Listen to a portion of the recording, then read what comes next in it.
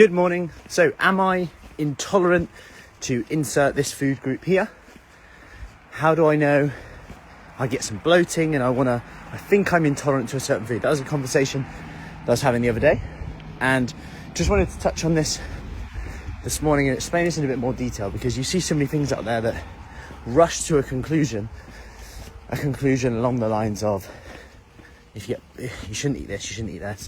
This causes bloating in some people of certain ages, all these things that are very extrapolating to everyone. Now, from lactose to dairy to vegetables, hey Margaret, to vegetables, to gluten, to fermentable foods in general.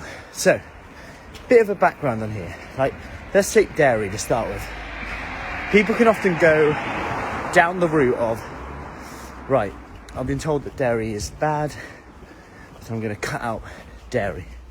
We cut out dairy for a bit, maybe we feel better, maybe we eat less processed foods, like, it depends on the type of dairy you're eating, but, you know, if you think about ice creams, cakes, milky coffees, all these things that we start to maybe tweak a little bit. Of course, it tends to have less of an effect now, because there's so many alternatives that are dairy free, which still add a lot of calories in and potentially digestive issues in. More on that later.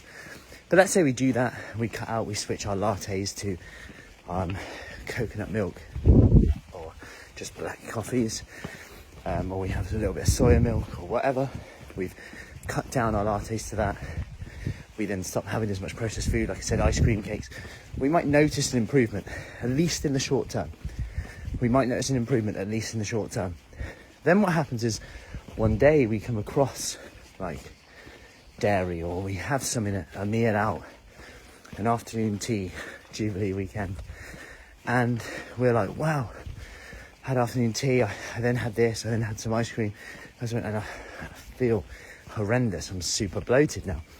And actually sometimes the conclusion can be, I must be lactose intolerant, but actually what can happen is the sheer amount that's put on us in one sitting, which, if you think about it, isn't that natural to have so much in one sitting.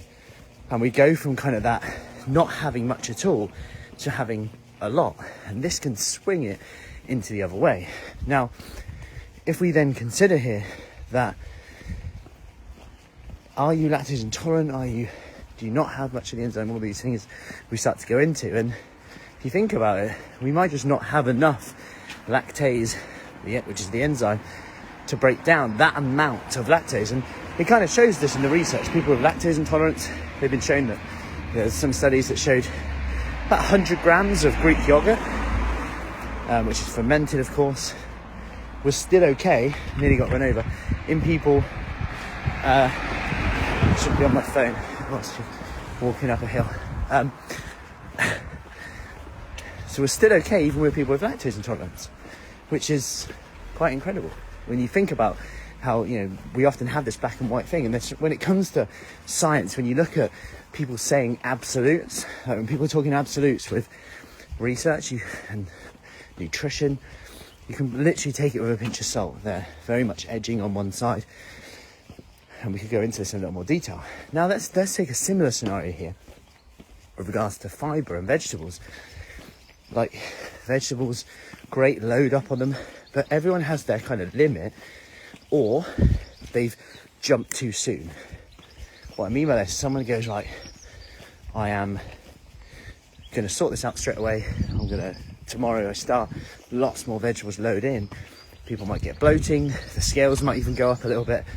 People might be running to the loo straight after. All of these things come in. But yet we don't often conclude that we've got an intolerance to vegetables. Yet we do that when it comes to dairy. Now, we might be combining the foods as well, so then we just blame the dairy or blame the gluten, when actually it could be our load of fermentable fibre. So fermentable fibres are things that need to be fermented, like fibres that need to be fermented in your gut. Hey Sue. So if we look at certain vegetables, the culprits, the Brussels sprouts, the broccoli, the cruciferous veg, onions, garlic, which are all great, by the way. And this is my key point here, is they're great until you can't tolerate them, or you can push the boundaries a little bit. Like, I love gherkins. If I go crazy on them, I'll finish the story there. But there's a limit to that. Similar with, I actually think, with milk. Like, if I have a few milky coffees, like a few lattes, I definitely notice it. If I have one, I just get on with my day as normal. And everyone has that threshold. Maybe I've got a good amount of lactase enzyme, but just not enough for that amount. And this is where we start to really understand how our bodies work. When it comes to vegetables and fibre, more is not always better in the short term.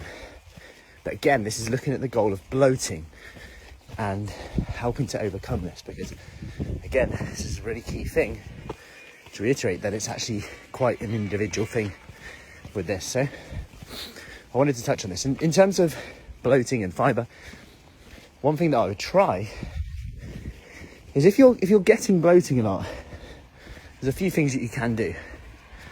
Look at your diet, look at the normal culprits you like that people every day kind of talk about now. If you go to any restaurant, I was at a restaurant yesterday and it was like, gluten, dairy allergies, like, even though seafood is like super high on the how often it is, no one really asks too much about that, which is interesting. Anyway, so look at those culprits, look at where you're getting them in and how much. Do you limit them completely and get them in more? And I'm not saying don't limit them completely and then go crazy on them. I'm just being be aware of it. Is it a portion control issue in general? Is there anything we can tweak there? Do we just go like low veg, high veg? Are a lot of these vegetables very fermentable? And if you want a bit more information on that, comment below, just with yes, and I'll send you over a list which outlines for bloating, IBS more so. Bloating and IBS, the kind of foods that are more fermentable than others.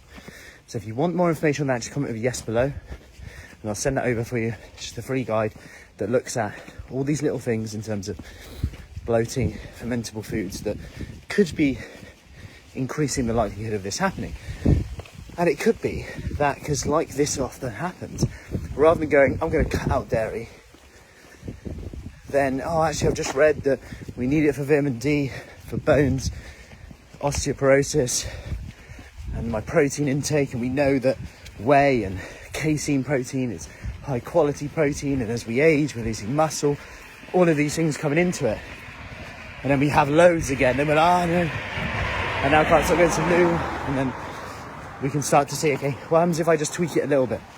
And the unfortunate truth on this is that some people, this is a bit of a slow burner, this type of thing. Like, you have to really just see how you respond with this, and it might be bad news for some people when they're like, yeah, when I eat that, I'm just not feeling great, and there's nothing wrong with that. But sometimes there is a bit of psychosomatic with it as well, which we'll go into another day.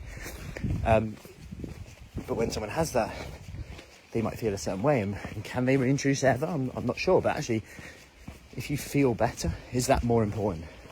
If you start feeling so much better, does it become a case where, actually, you know what, I don't actually want to add it in to my diet anymore, which is quite a cool thing to be positioned to be in.